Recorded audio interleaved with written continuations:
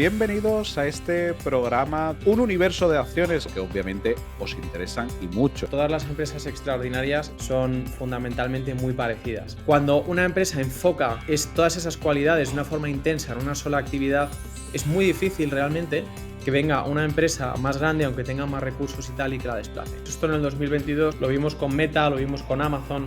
Nunca ha habido una empresa que haya podido operar de forma rentable existiendo fuera del sistema. Sencillamente, una vez ellos tienen ese modelo y lo tienen, digamos, funcionando a un nivel 100% autónomo y tal, y te permiten acceder a ello mediante una API, el mundo puede pasar a tener autonomía muy rápido. Hola, buenas tardes, ¿qué tal? ¿Cómo estáis, seguidores de Locos de Wall Street? Bienvenidos a este programa donde vamos a charlar con un viejo amigo del canal, un viejo amigo de la comunidad, al que le agradecemos que nos arroje luz sobre un universo de acciones que, bueno, pues no forman parte del universo de acciones de Locos de Wall Street, pero que obviamente os interesan y mucho, y nos lo habéis hecho saber, os han gustado mucho los programas que hemos tenido con nosotros al invitado, y no es otro que Antonio Linares. Antonio, ¿qué tal? ¿Cómo estás? ¿Qué tal, Antonio? Buenas tardes. Muchas gracias por invitarme de nuevo. Pues nada, muchas gracias a ti por tu amabilidad. Y Antonio, la idea de la charla de hoy es sencilla, pero potente. Es decir, estuviste con nosotros allá por mayo del 2024, hablándonos de compañías de tu cartera. En este caso estuvimos hablando de Palantir. En aquel entorno estaba cotizando a $20. Hoy estamos grabando y está en los entornos de 120. Nos hablaste ya de otra compañía de tu cartera que era HIMSS, podemos decir tres cuartos de lo mismo. Tienes otras compañías en cartera, una cartera concentrada. Aquel que no viera los programas los tiene en la descripción. Aquel que no siga a Antonio en Twitter y en su Substack lo tiene en la descripción. Y como decía, el propósito de este programa es algo que nos ha pedido la comunidad, que es precisamente poder charlar con Antonio y que nos cuente cómo están viendo las compañías que él tiene en cartera, que yo recuerdo, las indica en su perfil de Twitter, que son Palantir, HIMSS, Tesla, AMD y Spotify. Habla mucho de ellas, es confiante. Y Antonio, esa es la idea, que nos comentes en el orden que tú quieras cómo estás viendo las presentaciones de resultados, cómo estás viendo las novedades de las mismas. Son muchas las cuestiones. Palantir la está sacando del estadio. HIMSS es noticia porque ha sido uno de los principales anunciantes de la Super Bowl. ¿Qué decir de AMD, el mundo de los chips con la irrupción de DeepSeek? Tesla igual. ¿Qué decimos de Tesla con la imagen de Elon Musk ahora siendo un cargo importante del gobierno estadounidense, los robotaxis? Bueno, la verdad es que las acciones que componen tu cartera son ahora mismo noticia y estamos expectantes pues que nos cuentes cómo las ves cada una. Estupendo, Antonio. Pues encantado de comentar un poco cómo están las tesis. Yo siempre digo a mis lectores que todas las empresas extraordinarias son fundamentalmente muy parecidas. Eso es porque al final en esta vida la historia casi no se repite, pero rima. Todos los procesos que sostienen la vida son iguales, lo llevan siendo millones de años. Entonces, los procesos de creación de valor en un determinado periodo de tiempo se parecen, realmente las empresas extraordinarias siguen esos procesos eh, con mucha frecuencia. Entonces, si te familiarizas con esos procesos de creación de valor, puedes aprender a detectar empresas extraordinarias antes de que las detecte el mercado. No, luego hay dentro de un poco cómo funciona la economía hoy en día, que yo siempre digo que se reduce cada vez más a una colección de redes esencialmente. Hay distintos algoritmos que yo los llamo, que son al final patrones operativos para crear valor de forma extraordinaria. Y de hecho, si estudias las grandes empresas una o dos décadas atrás, verás que dos o tres algoritmos siempre están detrás de los grandísimos éxitos, ¿no? Entonces, en el caso de HIMSS, tenemos la idea de las escalas compartidas, economía de escala compartida. Entonces, es cuando una empresa lo que hace es gana eficiencia a través de hacerse más grande, y entonces eso lo que le permite es bajar precios, y al bajar precios consigue más escala, y entonces el capital que eso genera se reinvierte en ser más eficiente, bajar precios más, conseguir más escala. Entonces, por ejemplo, ese algoritmo en concreto, que yo lo llamo el algoritmo de Costco, está detrás, perdonad la redundancia, del éxito de Costco. y otras empresas como Amazon. ¿Qué es lo que ocurre? Que Amazon es una adaptación a una tendencia, o sea, una economía basada en efectos de red del algoritmo de Costco. Amazon hace lo mismo, lo único que hace es ganar más escala, reinvertir ese capital en ser más eficiente, bajar más precios y empujar los 3 pilares de su propuesta de valor, que es precio, amplitud de selección y conveniencia, ¿no? Entonces, y además esto es básicamente lo que me centro, que es en identificar estos patrones. Y entonces esto no solo te permite ver con antelación cuando una empresa va a ser extraordinaria o no, ya hablamos en términos probabilísticos, sino una vez el mercado la ha reconocido, cuando una acción sube mucho, como puede ser el caso de Palantir, la narrativa empieza a ser, oye, esto ya se ha multiplicado por 15, que es el rendimiento de la inversión a día de hoy, por mi lado, esto ya se ha multiplicado por 15, entonces tiene que caer. Entonces mi tesis sigue siendo contraria a día de hoy en cuanto a que creo, y obviamente esto no es un consejo financiero, es mi opinión personal, yo creo que esta empresa en los próximos 10, 15, 20 años se va a volver a multiplicar por 100. Porque, y aquí es donde entramos en la actualización del último cuatrimestre, se está convirtiendo en una plataforma, en un sistema operativo, ¿vale? Entonces, una cosa, estaba revisando la llamada esta mañana y una cosa que me llamó la atención es que el CTO de Anduril, que es una, no sé si la conocéis, es una empresa de defensa americana, es una startup, hoy está valorada en 25 billones y es como de las más prometedoras en el sector de la defensa con esta idea de drones, inteligencia artificial y demás. Entonces, el CTO dijo durante el cuarto cuatrimestre, no sé, nunca sé si se dice trimestre o cuatrimestre en español, pero bueno, seguro que alguien en la audiencia me lo va a poder aclarar. Trimestre. Bueno, dice, pues hemos multiplicado por 200 nuestra eficiencia en cuanto a nuestra capacidad de anticipar y responder a escaseces en la cadena de suministro. Y dices, bueno, ¿cómo lo han hecho? Pues con el software de Palantir, pero con un pequeño matiz, y es que es con un producto de Palantir que se llama Warp Speed, que lo único que es un sistema operativo, o sea, es el gemelo digital de Palantir enfocado exclusivamente a procesos a fábricas, hacer que las fábricas sean más eficientes. Y entonces, ¿qué es lo que está pasando aquí? Que los gemelos digitales, en el último año o dos, esta gente los ha estado productificando, lo cual hace que venderlos, instalarlos, operarlos sea más fácil. Entonces, eso es lo que ha hecho que explote el flujo de caja neto por acción y, o sea, en general, la capacidad de la empresa de producir efectivo. Y esta nueva dirección hacia convertirse en una serie de sistemas operativos, en mi opinión, lo que va a hacer es exponenciar eso. Entonces, si os enseño un gráfico que hice hace unas semanas, os lo voy a sacar aquí. Esto es muy interesante y es, obviamente, la gente cuando estudia esta empresa se centra en los ratios y esas cosas y está fenomenal porque para que una inversión sea buena, el precio es muy importante, ¿no? No podemos ignorar el precio así como así. Pero esencialmente, en este gráfico veis un poco un resumen de una tesis que tengo y es que la economía se está reduciendo a una serie de ontologías verticales y horizontales. Una ontología, en este contexto, lo que es una copia exhaustiva de la realidad, ¿no? Entonces, cuando Palantir instala su gemelo digital en las fábricas de Anduril, lo que está haciendo es una copia digital de esas fábricas a tiempo real y eso les permite manejar los datos y al final hacerse mucho más eficientes, ¿no? Como decía el CTO. Entonces aquí tenéis esta tesis en la que con el tiempo Palantir va a ir lanzando sistemas operativos para distintos componentes verticales de la economía.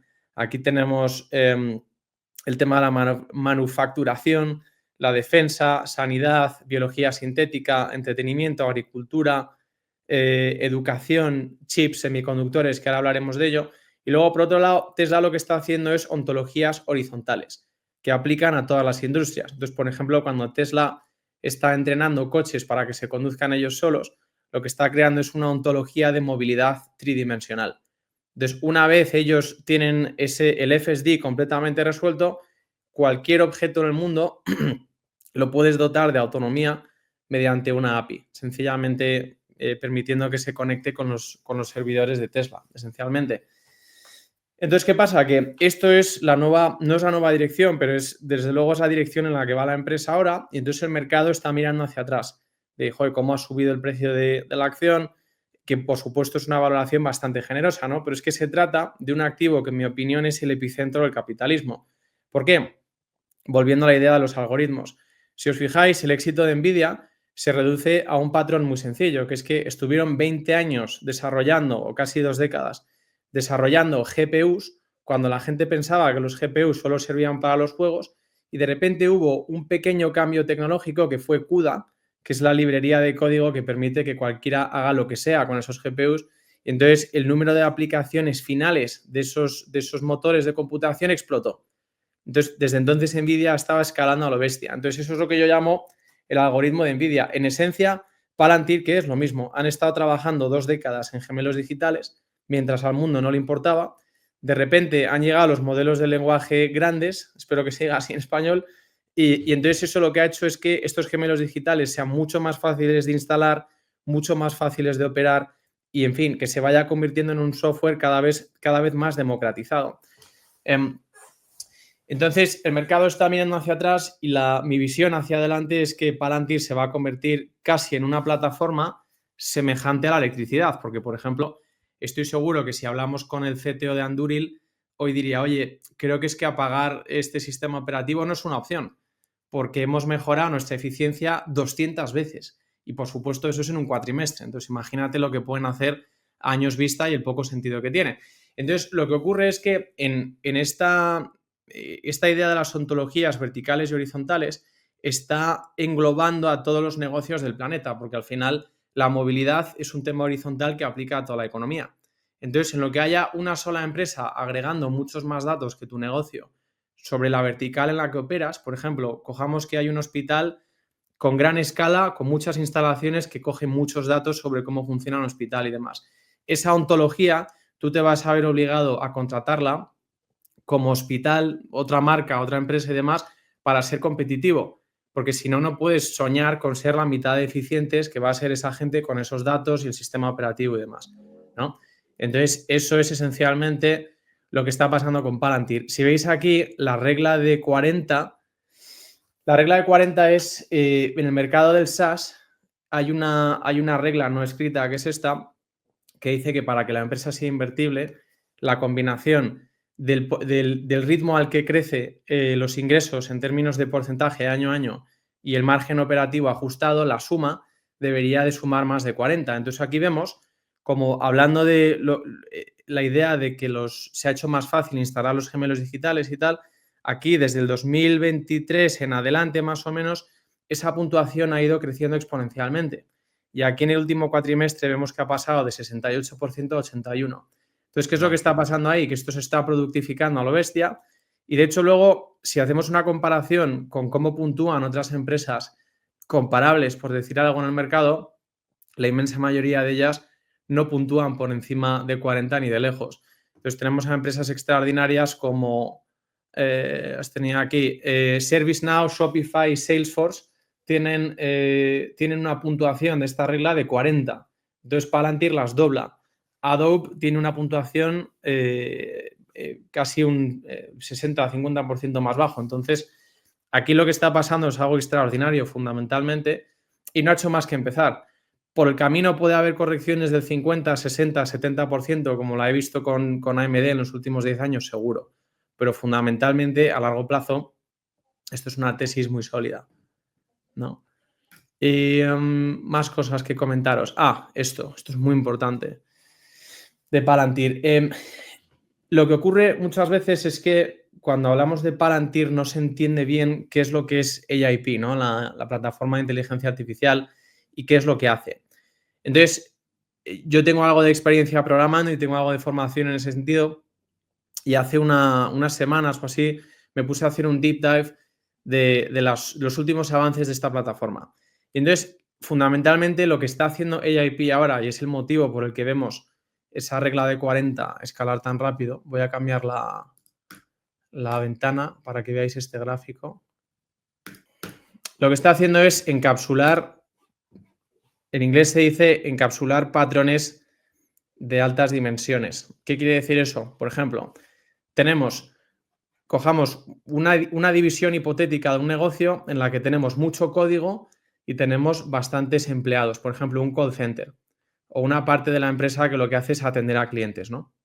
Entonces, todo eso se puede reemplazar con una ontología de Palantir. O sea, si instalas Palantir en tu empresa entonces eso hace una copia digital y exhaustiva de todas las operaciones de tu negocio y tal, y luego lo que haces es integrar un modelo de inteligencia artificial dentro de otro. Entonces, ¿cómo funcionaría esto? Pues básicamente tienes un modelo que lo que hace es traducir las peticiones de clientes de cualquier idioma al inglés, que luego le pasa esas peticiones traducidas a otro modelo que lo que hace es resolver las peticiones interactuando con la ontología. Pongamos que hay un cliente que dice, oye, quiero retrasar mi pedido porque no voy a estar en casa. Pues el primer modelo lo traduce, el segundo modelo lo que hace es procesar esa información, tomar la acción para satisfacer la petición de ese cliente y luego escribir de vuelta al cliente. Entonces, ¿qué ocurre? Que es esa infraestructura, que es la ontología de Palantir, con estas abstracciones por encima, con los modelos integrados, es autónomo y cada vez es más rápido y mejor, porque va generando datos sobre cómo se atiende a clientes bien, cuándo funcionan las cosas, cuándo no funcionan. Entonces los modelos van siendo cada vez más inteligentes, más rápidos, más eficientes. Entonces pasas de un mundo en el que tienes una empresa analógica, lenta, con muchos empleados y una productividad baja, a un mundo en el que tienes empresas que son cada vez más autónomas. Entonces eso por departamento en una empresa hace que esto sea un salto cualitativo espectacular en cuanto a cómo se compite en el mercado. Por eso decía que, y el caso de Anduril es un ejemplo muy bueno, sencillamente una vez instalas esto no te puedes permitir apagarlo, porque es como la electricidad, es un poco la electricidad del siglo XXI, ¿no? ¿Qué más contaros? Bueno, esto es todo lo que escribí en base a ese estudio que hice de JIP. Y nada, entonces eso es un poco la tesis de Palantir y dónde está ahora, ¿vale? Entonces el mercado, mucha gente, muchos inversores de retail y tal estaban vendiendo y demás, y obviamente cada uno hace lo que quiere, ¿no? Pero mi impresión es que esto no ha hecho más que empezar, quizás alguna corrección por el camino, o muchas, pero así es como funcionan las cosas. Y luego... Antonio, Ya. por cerrar con Palantir y empezar, si te parece, con Hinge, AMD, etcétera, ¿qué opinas de una de las grandes frases que se ciernen sobre Palantir que dicen que puede ser Microsoft de los años 80? ¿Te parece el símil acertado? O no sé si incluso te lo he escuchado a ti, discúlpame. Sí, sí, sí. Sí, sí, yo lo he posteado muchas veces. Yo creo que es una buena analogía porque al final Microsoft, de lo que ha vivido, de lo que ha crecido estas últimas décadas, es de los ordenadores personales. Consiguieron que su sistema operativo fuese el sistema operativo por defecto y eso ha generado muchas externalidades y luego les ha permitido crear software de productividad y entonces eso ha llevado a que el negocio sea más grande y mejor, ¿no? Lo que está pasando aquí con Palantir es que sencillamente estamos pasando de... Porque ahora mismo las empresas lo que son es organizaciones donde la gente se junta y tal y trabajan conectando ordenadores personales. Es lo único que haces cuando vas a una empresa. Te mandas emails, haces presentaciones y tal, ¿no? Entonces, ellos han creado el sistema operativo para la empresa. ¿Y qué es lo que pasa? Que esa barrera de entrada de estar trabajando en ese sistema operativo durante 2 décadas es muy difícil de traspasar. ¿Por qué? Porque además ellos han estado optimizando ese sistema operativo en verticales altamente sensibles y reguladas. Obviamente uno de ellos es la defensa, pero luego finanzas, temas de seguros y demás. Entonces, entrar ahí y hacerle la competencia a esta gente implica pasar por un proceso largo y doloroso de iterar el producto constantemente por vertical y demás, ¿no? Entonces, los competidores tienen que pasar por ahí y luego tienen que productificar. ¿Y qué pasa? Que con el ritmo al que está productificando Palantir ahora está creciendo de forma exponencial. Entonces, por cada unidad de tiempo que pasa es exponencialmente más difícil alcanzarles. Entonces, creo que en el futuro todas las empresas lo que van a hacer es incluso arrancar con un gemelo digital antes de arrancar sus operaciones. Igual que ahora arrancamos con Gmail, ¿no? Creo que la analogía es buena, estoy de acuerdo. Ujú. Pues Antonio, no sé si tienes que comentar algo más de Palantir, de los resultados, pero vamos, creo que le has dado un buen repaso y si te parece podemos empezar por hablar de otra de tus ideas en cartera, que la verdad es que la primera persona que la escuché fue a ti y que está teniendo un comportamiento, perdón, en bolsa espectacular, que es HIMSS, ¿no? Ujú. Sí, sí. Sí, pues venga, pues vamos con HIMSS. HIMSS es Hablaba antes del algoritmo de Costco y cómo su adaptación a efectos de la economía moderna, cómo funcionan las redes y tal, es Amazon. HIMSS es una réplica de ello, básicamente. Entonces, HIMSS es como un Costco para la salud. ¿Qué pasa? Que, como os comentaba, creo que os lo comenté en la última vez que hablamos, el mercado de la sanidad en Estados Unidos es una monopsonía. Hay un solo comprador, que es la empresa de seguros, entonces todos los proveedores tienen el incentivo de regularmente subir precios, porque al final eso se amortiza en una base enorme de asegurados y entonces durante muchas décadas el mercado ha evolucionado así, ¿no? ¿Qué pasa? Que ahora eso no funciona, entonces el copago, lo que la gente tiene que pagar antes de siquiera acceder al tratamiento que financia la aseguradora es muy alto. Entonces HIMSS lo que hace es vender básicamente curas a un precio inferior de lo que sería el copago mediante el sistema tradicional. Empezó con enfermedades estigmatizadas como disfunción eréctil, que siempre hacemos bromas de eso en Twitter y tal, y demás cosas, bastante cómico. Y entonces, vendiendo por debajo del copago, lo que hace es ser muy competitivo. Entonces, cada vez que adquiere más suscriptores, se hace más grande, reinvierte ese capital en ser más eficiente, lo traduce en precios más bajos y al final lo que es una rueda que va girando y va logrando mejores resultados para pacientes por dólar que ellos invierten. O sea, por dólar que los consumidores se gastan, ¿no? Y entonces existía la tesis este último trimestre de que Amazon podía cargárselos y tal, pero yo ya he visto muchas veces cuando tienes una empresa con propiedades extraordinarias, cualitativas, es decir, tienen un enfoque en el cliente final que es extraordinario, tienen una capacidad de iterar muy rápida, tienen una tendencia a tolerar el fracaso y a experimentar, propiedades cualitativas de ese estilo que yo enseño a mis lectores a estudiar y tal. Cuando una empresa enfoca todas esas cualidades de una forma intensa en una sola actividad, es muy difícil realmente que venga una empresa más grande, aunque tenga más recursos y tal, y que la desplace. Entonces, lo que estamos viendo con HIMSS es que sencillamente cada vez producen más flujo de caja neto por acción, porque es una empresa que está totalmente optimizada para la tarea en cuestión y están ejecutando el algoritmo de Costco o de Amazon, hablando de efectos de redes, a la perfección. Entonces, para mí, el motivo por el que compré inicialmente es porque vi que superaron una secuencia de retos uno tras otro, cuando la probabilidad de superar cada uno de esos éxitos de forma aislada era del 1 o 2%. Entonces, en cuestión de estadística bayesiana, si dices, oye, ¿cuál es la probabilidad de que superen todos estos retos secuencialmente? Cero, prácticamente. Entonces, para mí efectivamente, HIMSS era una instancia del libre albedrío y de la suerte, o probablemente, y es por lo que aposté, el resultado de una gestión extraordinaria. Entonces, parece ser que es el caso. La acción desde que compré, no sé si se ha multiplicado por 3 o por 4, no sé cuánto es exactamente. Y entonces ahora lo que está pasando con lo de la Super Bowl es que han hecho un anuncio bastante provocador para la vertical de la obesidad, de la pérdida de peso. Entonces eso está haciendo que choque con el sector farmacéutico. Se han quejado a la FDA las empresas farmacéuticas diciendo que el anuncio, que es desleal, que tal. Parece ser que de momento no hay problemas. Y entonces, ahora HIMSS lo que tiene es un mercado gigantesco en todo Estados Unidos para seguir desplegando nuevas soluciones sanitarias, porque ahora ya no hacen solo disfunción eréctil y pérdida de peso, sino que van sumando cada vez más verticales. Y lo interesante es que el ritmo al que suman nuevas verticales y las maduran está creciendo de forma exponencial. Entonces, conforme van creciendo el número de usuarios y los usuarios van contratando más y más servicios, al final lo que tienes es unos ingresos por usuario que están creciendo de forma exponencial y un flujo de caja neto que al final está creciendo extraordinariamente rápido.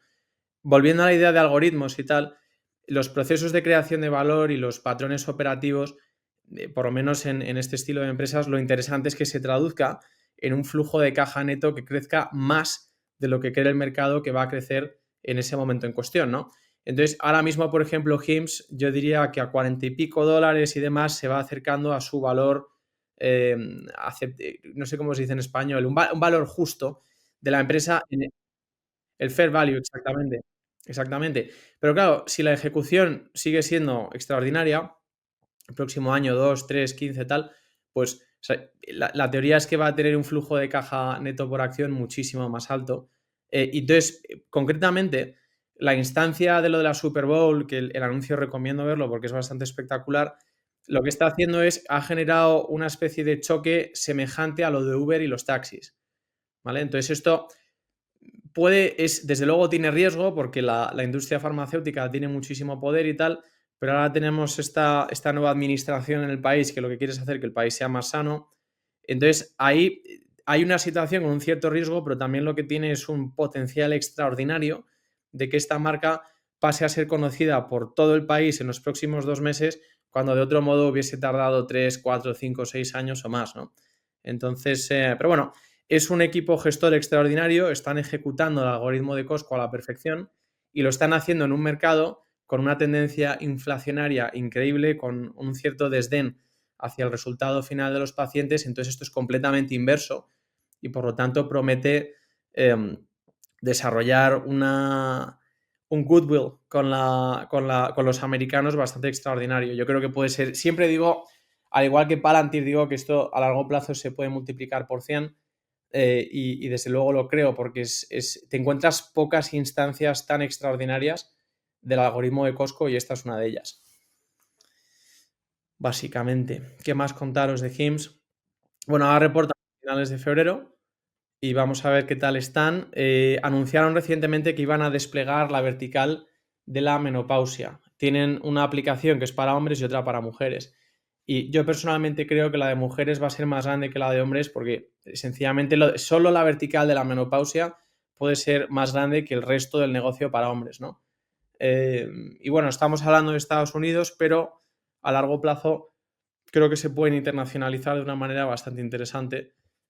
Y luego hay una cosa que me gustaría comentar y es que inicialmente yo cuando vi esta empresa tenía un cierto conflicto sobre el estilo de tratamientos que ofrecía, ¿no? Desde luego aquí en España no somos de atizar una pastilla a la mínima por todo y tenemos un estilo de vida más sano y tal.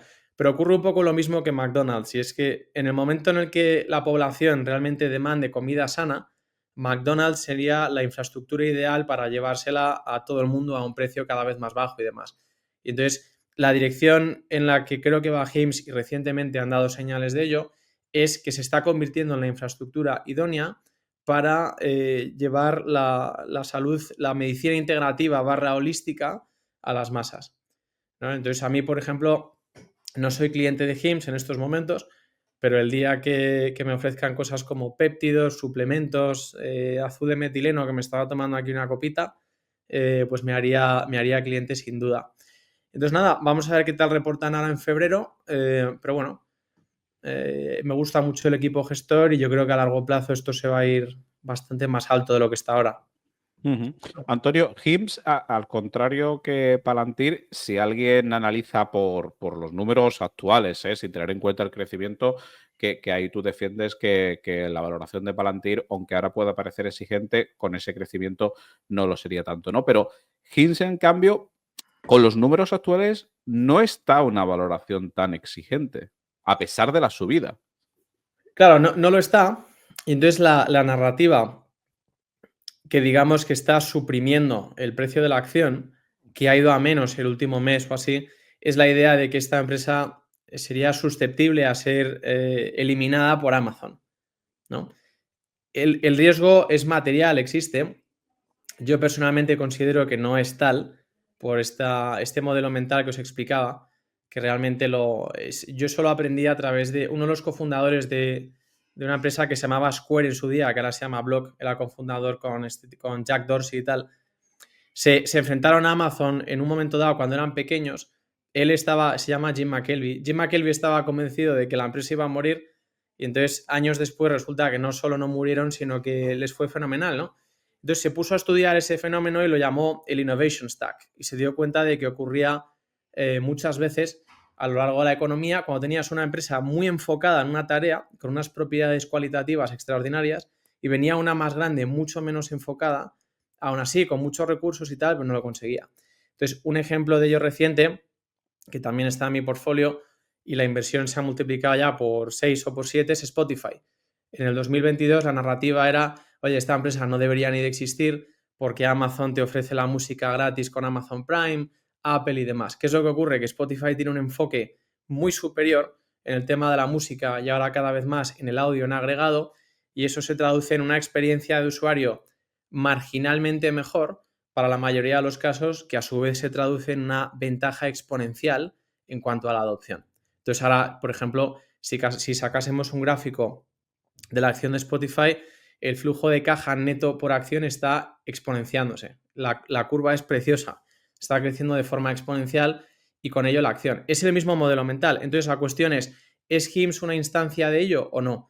Yo personalmente creo que sí, y la forma que tengo de resumírselo a la audiencia es por eso que os digo, superan un éxito tras otro secuencialmente cuando la probabilidad de cada uno de estos éxitos es del 1 o 2% o algo así, ¿no?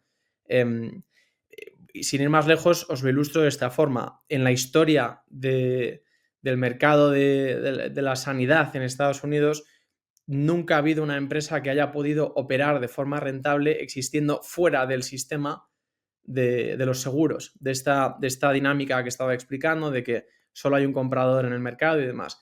Entonces, esta empresa no solo consiguió hacer eso, sino que consiguió producir un negocio rentable que cada vez va más y demás conforme van sumando las partes de la infraestructura necesaria. Entonces, estamos hablando de que se tienen que hacer extraordinarios a la hora de fabricar y formular recetas individualizadas. Tienen que montar las aplicaciones y tienen que ser perfectas y cada día mejor. Tienen que navegar todo un espacio legal en Estados Unidos que es muy, muy peligroso. Al final se están pegando con las farmacéuticas. Yo creo que a largo plazo hay gran potencial de que se asocien y demás, pero es un entorno muy peligroso. Entonces, todas esas cosas en conjunto, a mí lo que me dicen es que esto es una empresa muy, muy enfocada y con unas propiedades extraordinarias. Entonces, mi apuesta a día de hoy sigue siendo que Amazon no va a poder con ellos. Pero el mercado es lo que está valorando, ¿no? Entonces, esta subida de precio de acción que hemos visto el último mes y medio por ahí es el mercado diciendo, oye, la probabilidad de que Amazon se cargue a estos es más baja, pero la narrativa seguirá ahí y esto es una acción muy volátil. Ujú. Antonio, hemos hablado de dos compañías que, bueno, los que miren las anteriores apariciones en nuestro canal, ya nos comentaste que son Palantir y HIMSS, que han funcionado muy bien, ¿no? Vamos a hablar de otra que no ha funcionado tan bien este año, desde tu última aparición, y que también es noticia precisamente como lo son todas las dedicadas a los chips, a todo lo que se está comentando de la inteligencia artificial, a lo que está pasando con DeepSeek, que es AMD. AMD, te sigo obviamente por Twitter, me gustan mucho tus comentarios, tú sigues muy confiante con ella. ¿Qué le cuentas al inversor que sí esté posicionado en AMD y vea que no termina de remontar? Pues mira, AMD acabé justo de revisarla ayer y entonces resumí, no sé si se ve, ahí está. Se ve. Resumí un poco mi impresión de estos resultados así, ¿no? Yo creo que los aspectos fundamentales de AMD están más fuertes que nunca, pero los accionistas de AMD están completamente desinflados. Entonces, esto, siempre que da suficiente tiempo al mercado, va a encontrar una manera de regalártela. Entonces, esto en el 2022 lo vimos con Meta, lo vimos con Amazon, algo más adelante lo vimos con Netflix, cuando Bill Ackman vendió abajo. Entonces, ¿qué es lo que ocurre? Que estas empresas a largo plazo puntualmente tienen que hacer grandes inversiones para no solo seguir siendo relevantes, sino preparar esa nueva década por delante de éxito y demás. Entonces, lo que ha ocurrido aquí con AMD son varias cosas, pero vamos a empezar por lo básico y es que el flujo de caja neto por acción, lo tenéis aquí, vemos que alcanzó este máximo en el 2022 y toda esta subida de aquí es el resultado de básicamente haber aplicado su plataforma de chiplets a comerse la comida de Intel, ¿no? Intel era el rey de los CPUs, y entonces luego vino AMD con una nueva arquitectura basada en chiplets, que lo que consiste es en conectar muchos chips pequeñitos en vez de hacer uno grande, que es el enfoque monolítico de Nvidia y el que tenía Intel antes de que llegase a AMD y tal. Entonces vemos como esa subida de flujo de caja neto por acción pues llegó hasta aquí. Entonces eso es lo que multiplicó la acción por 20, 30 y tal. Entonces hace un año la acción estaba como a 200 y pico dólares y mi inversión original se había llegado a multiplicar hasta por 60. Ahora está de vuelta a 25. Entonces vemos esa caída de flujo de caja neto por acción. ¿Y qué pasa? Que en el 2020 AMD compró una empresa que se llama Xilinx y desde entonces ha estado haciendo una serie de inversiones para preparar esta nueva década, todo su roadmap tecnológico, y aquí se ha juntado con la caída cíclica del sector del gaming y de embedded.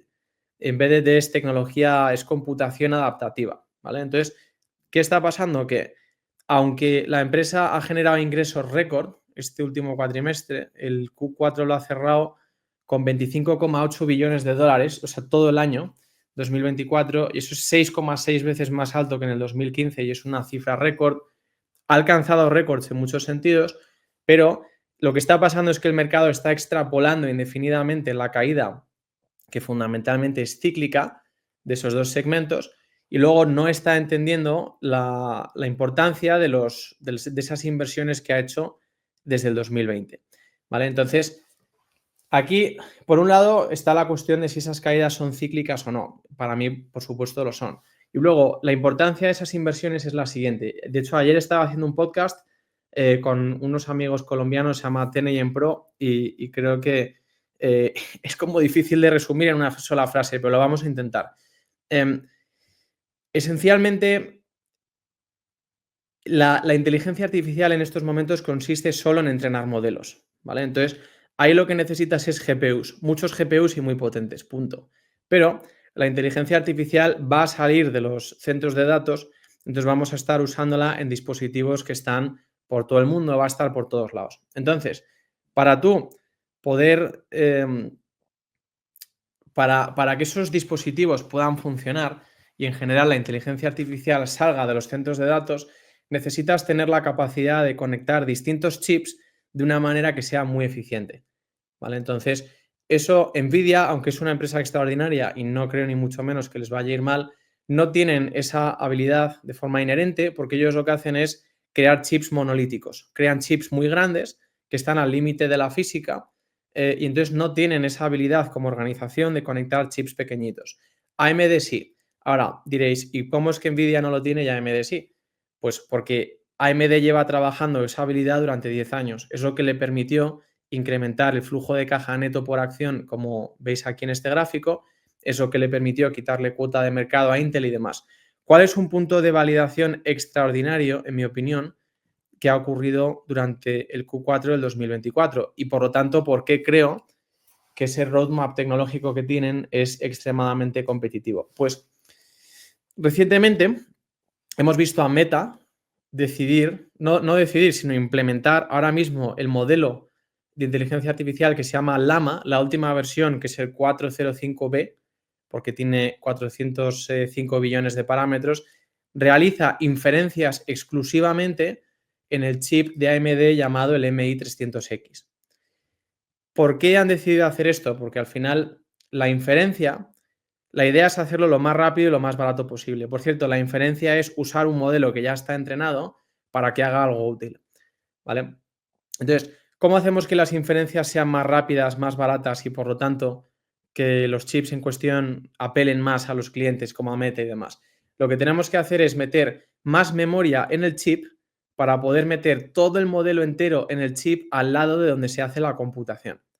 Entonces, de ese modo, las señales eléctricas tardan mucho menos en pasar de la memoria al motor de computación y vuelta. ¿Eso en qué se traduce? En que el cliente se gasta menos dinero para hacer inferencias, ¿vale? Entonces, ¿por qué cuando Meta decide usar exclusivamente el MI300X, no lo hace para un rato, lo hace porque sabe que va a estar trabajando con AMD durante por lo menos 5 años, idealmente más. Aquí las dos empresas lo que están ahora es en una relación a largo plazo en la que lo que quieren hacer es generar más computación a menor coste, ¿vale? Entonces, es la plataforma de chiplets, lo de conectar pequeños chips, muchos chips pequeñitos, lo que permite a AMD poner en proximidad al motor de computación, al GPU, una memoria más grande de lo que pueden hacer los competidores. Entonces, esto a un nivel de abstracción más alto, lo que es un ejemplo de AMD usando su arquitectura para abalanzarse sobre un nuevo tipo de computación, una nueva forma de computar, que surge la demanda de repente y que ellos pasan a, entre comillas, dominar. ¿vale? Porque el día de mañana no sabemos qué estilo de formatos de computación vamos a requerir, pero sí que sabemos que pasan por combinar distintos chips dentro de un mismo chip, ¿vale? Entonces, ¿qué es lo interesante de este deal con Meta? Primero, que como digo, esto va a ir a más. Entonces, y además, siendo accionista desde los últimos 10 años de AMD, jamás he visto a Lisa Su sobreprometer. Siempre habla por debajo e infrapromete. Entonces, lo que pasa aquí es que con este deal de Meta, AMD se está posicionando como el líder de inferencia. Ocurren dos cosas. Primero, el mercado de la inferencia va a ser exponencialmente más grande que el de entrenar modelos, porque cada vez que entrenamos un modelo lo usamos 1 trillón de veces para hacer inferencias. Y luego, segundo, a los clientes de la inteligencia artificial no les importa entrenar un modelo. Lo que quieren es que la inteligencia artificial haga cosas útiles. Y la inteligencia artificial hace cosas útiles mediante la inferencia. El entrenamiento es el backend y eso realmente a nadie le importa. Lo que quieres es que la inteligencia artificial haga cosas. Por lo tanto, esta arquitectura permite a AMD tener una ventaja en el mercado de la inferencia que a su vez es como el touch point con los clientes. El cliente lo que agradece es que hagas inferencias y que eso genere valor en su negocio. Por lo tanto, esa relación luego tiene un efecto de cascada, y esto le decía Lisa Su en la última llamada, en la que los clientes ahora mismo están deleitados con la infraestructura de AMD para inferencias, pero como ya tienen las inferencias y ya están cogiendo confianza en AMD y tal, les están pidiendo también hacer entrenamiento de modelos de inteligencia artificial. Entonces, toda esta infraestructura está absolutamente infravalorada en estos momentos. Y luego hay, hablando de la adquisición de Xilinx, tiene esto jamás se lo he escuchado hablar a un analista todavía. Y es básicamente, hay un estilo de chip que se llama FPGA, ¿vale? Que en inglés quiere decir Field Programmable Gate Arrays. Es básicamente un chip que se reconfigura sobre la marcha. Entonces el chip, según lo programas y demás, cambia de forma para optimizar la forma en la que se mueven las cargas eléctricas al nivel del circuito. Entonces, una red neuronal suele tener una cierta forma, ¿vale? Hacia adelante una red neuronal es álgebra lineal, hacia atrás es cálculo diferencial, que es, ¿sabes? No, creo que no sirve para nada lo que acabo de explicar, pero la idea es que tiene una forma. Entonces, si tú cambias el chip para ajustarse a la forma de esa red neuronal, es muchísimo más eficiente. ¿Qué ocurre? Que en centros de datos eso no es tan importante porque los requerimientos termodinámicos no son tanto. Tienes mucho espacio, sí, se calientan, pero no es tan importante ser súper eficiente como lo puede ser en un satélite en el espacio. Entonces, el último cuatrimestre, por ejemplo, vimos que los últimos satélites de SpaceX, su última generación, van a llevar chips FPGA de AMD para usar la inteligencia artificial en el espacio. ¿Qué ocurre? Lo mismo que estaba diciendo, que cuando la inteligencia artificial salga de los centros de datos hacia el edge, hacia el espacio, hacia las fábricas, hacia cosas así, necesitas estos chips que se reconfiguran sobre la marcha para poder usar inteligencia artificial de manera que al final tu negocio gane dinero, ¿no? Entonces, ¿qué ocurre? Hablando de la plataforma y la idea de que se pueden juntar distintos motores de computación y tal.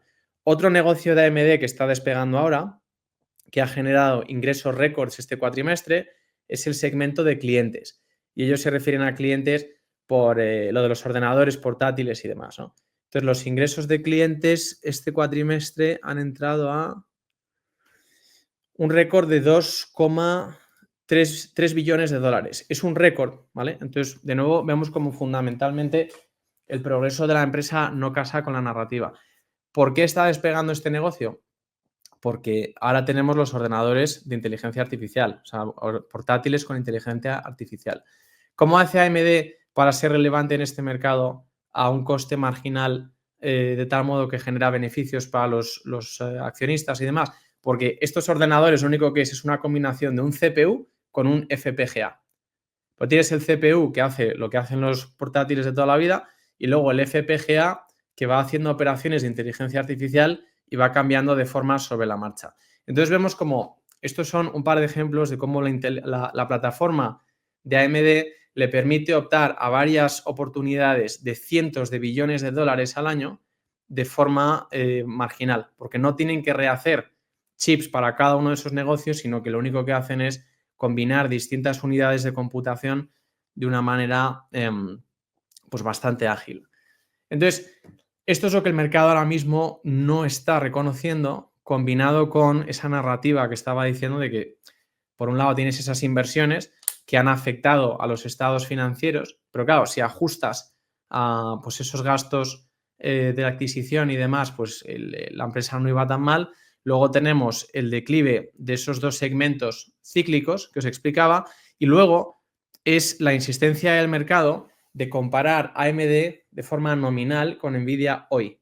Entonces, los comentarios de los analistas suelen ser, bueno, creemos que la tecnología no es competitiva porque estamos hablando con clientes de este sector y nos dicen que no ven la tecnología de AMD en los centros de datos para entrenar modelos.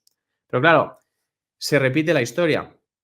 Cuando Lisa Su llegó a ser CEO, su consejo administrativo le decía, oye, tenemos que ir a por las tabletas y a por los teléfonos móviles. Eso era lo que estaba muy caliente en aquel momento, como ahora puedan estar los GPUs para entrenar modelos. Entonces Lisa Su hizo la apuesta contraria y dijo, no, vamos a hacer CPUs, vamos a hacer computación de altísimo nivel. Eso es lo que hizo que la empresa se multiplicase por 25.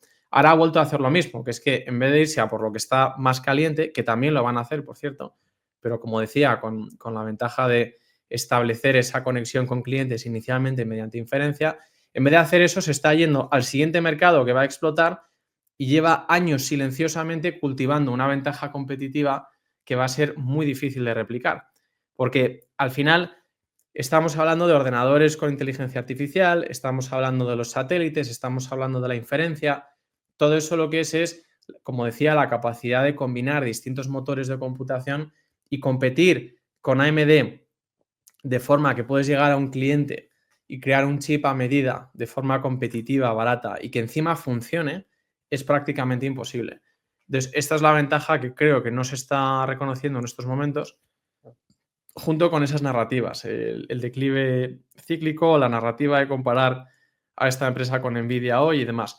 Entonces, yo personalmente creo que esta empresa en los próximos 5 años o así va a ser de 5, 10, 15 veces más grande.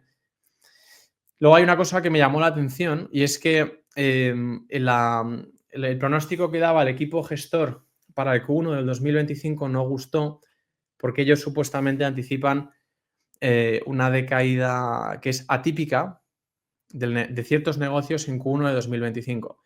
Pero luego Lisa Su dijo lo siguiente y es, oye, esto, lo de los GPUs de inteligencia artificial en este momento son un negocio de más de 5 billones de dólares y en los próximos dijo couple of years, en el próximo año o dos, esto va a pasar a ser un negocio de decenas de billones de dólares al año. Entonces, cuando Lisa Su dice las cosas, yo me lo tomo muy en serio porque jamás ha fallado en los últimos 10 años. Y luego, hablando de la narrativa de Nvidia, ya con esto acabamos con AMD, ocurre una cosa y es que el mercado no entiende que cuando AMD le quitó cuota de mercado a Intel, tenía tecnología ya muy competitiva en el momento cero, a los 6 meses de empezar o algo así. La dificultad en este negocio está en establecer relaciones de confianza con clientes grandes, de tal modo que ellos se van sintiendo más a gusto desplegando más y más capital, invirtiendo más capital en tus soluciones. Entonces, el año 2024 lo que es un año AMD lo que ha hecho es sentar las bases para esa expansión que vamos a ver los próximos 5 años.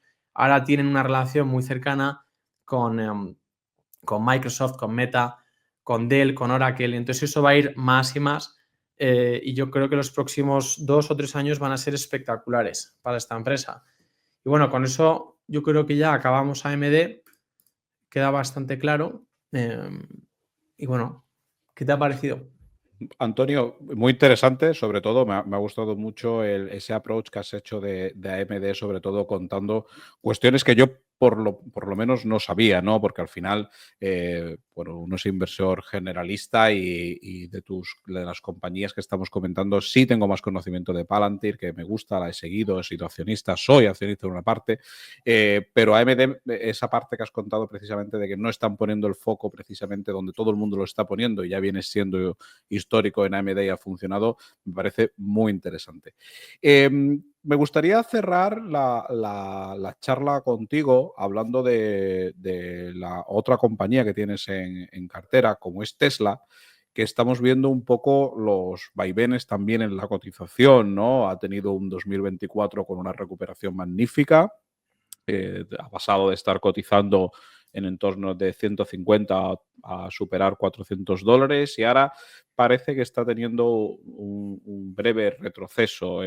Como siempre, la presentación de resultados de Tesla fue un poco abrupta. Al principio parecía que los resultados no gustaban, después fue la conference call y ya sí empezaron a gustar por lo que se preveía en el futuro.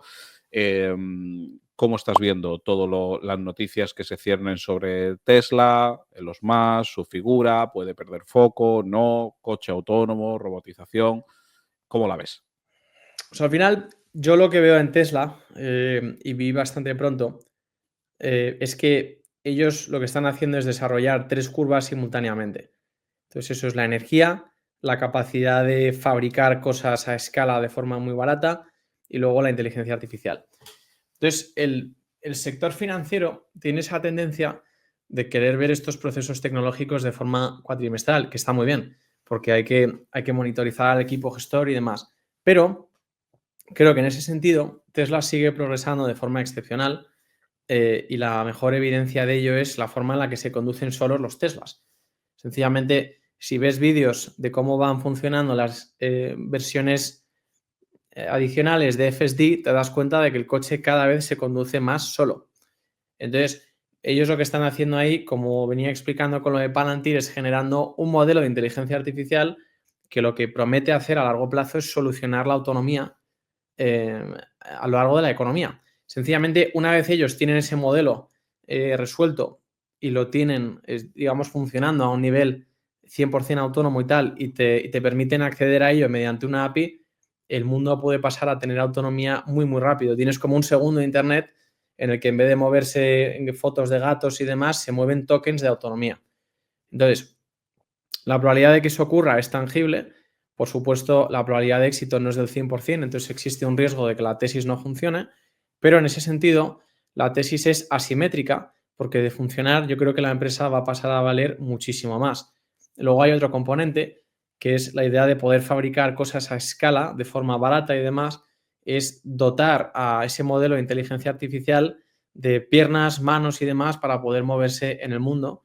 Y entonces, la combinación de esas 3 curvas, yo creo que siendo pacientes, en la próxima década va a dar un gran retorno, puede darlo. Fundamentalmente, cuando decía que las empresas extraordinarias son todas muy similares, Tesla lo que tiene es algo es prácticamente idéntica a Palantir, Spotify y demás, en cuanto a que tienen un enfoque en el cliente final extraordinario, una capacidad de iterar muy rápida, un deseo de experimentar y una tolerancia al fracaso muy alta.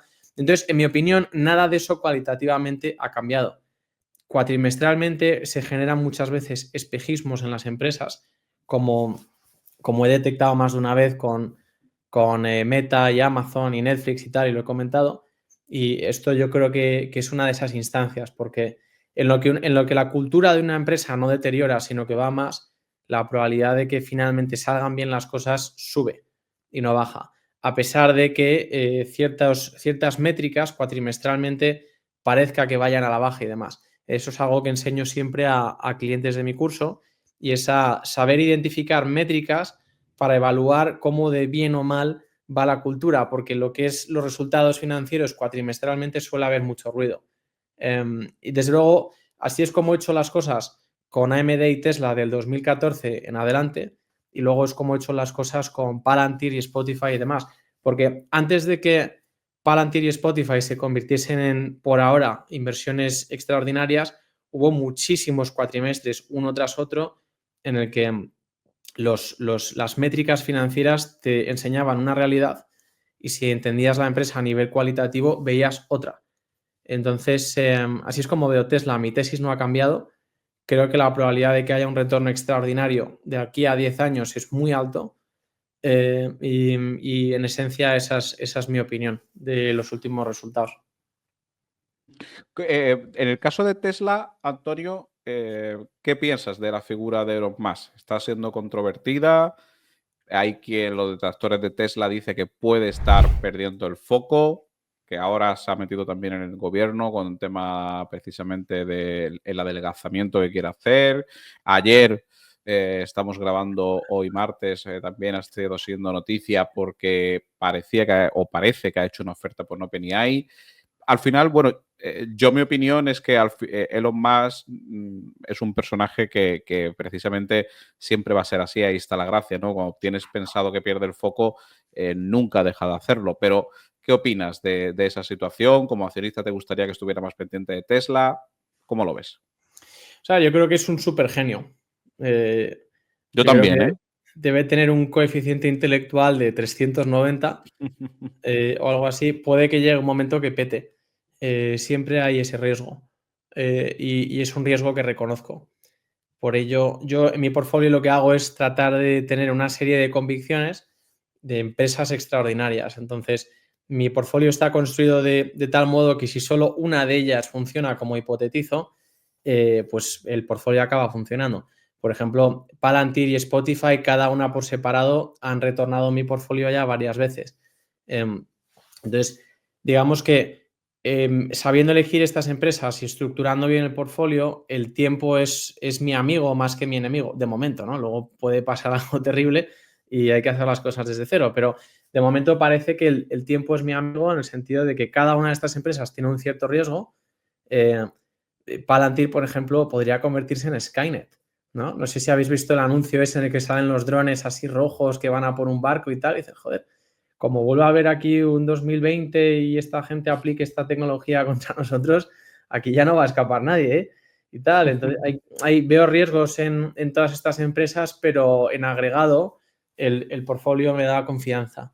Y sí, Elon Musk puede petar en algún momento. Ujú.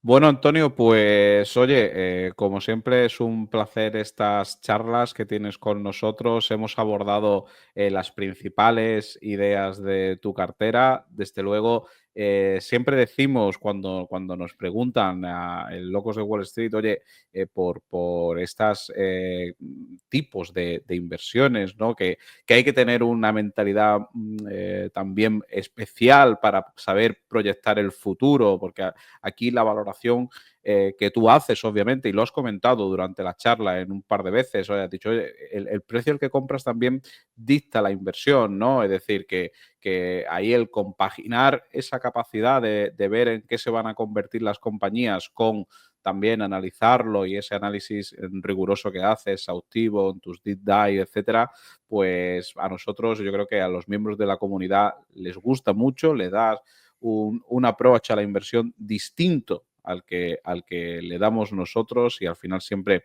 en la riqueza, en la generalidad, pues yo creo que está la virtud y como siempre, pues darte las gracias por tu generosidad. Antonio, siempre contactamos con él. Oye, Antonio, pásate por el canal y charla de nuevo con los seguidores, que vean de tu boca las ideas, etcétera, cómo fuiste de los primeros que comentaste el caso de Palantir. Yo me acuerdo cuando te preguntaba qué era eso de los gemelos digitales, nos lo explicaste cómo gana dinero Palantir, que al principio puede parecer un poco caja negra, ¿no? Esta gente cómo gana dinero. Con Hinks, igual, otra compañía que no hemos nombrado, pero también ha funcionado muy bien, es HelloFresh. Así que lo dicho, Antonio, como siempre, agradecido de que te pases por canal de Locos de Wall Street y le des tu visión sincera a todos nuestros seguidores. Muchas gracias. Nada, el placer es mío. Muchísimas gracias por invitarme de nuevo y siempre encantado de participar en la comunidad. Y nada, pues de seguir aprendiendo y seguir compartiendo con todos vosotros. Encantadísimo. Muy bien, pues llegamos al final de esta charla. Ya sabéis que nos ayuda muchísimo a traer invitados de este calibre, de esta calidad como Antonio Linares, pues que le deis me gusta, que os suscribáis, que el canal sigue creciendo. Estamos prácticamente en los 65.000 suscriptores, un canal que podemos llamar de una categoría de nicho, de una categoría como es las finanzas y la inversión, o por lo menos por ahora, porque yo creo que cada vez más gente se está apuntando al carro de la educación financiera, más gente se está apuntando al carro de la inversión y queremos creer que nosotros estamos poniendo ese granito también de arena junto a otras muchas iniciativas. Así que, como digo, nos ayuda muchísimo que apoyéis al canal con vuestros like, con vuestros subscribe y, como no, si os gusta también Antonio, seguidlo porque da muchísima información tanto en Twitter como en su Substack como en todos los foros en los que participe. Así que muchas gracias a todos, como no, gracias a Antonio y que tengáis una muy buena semana. Chao.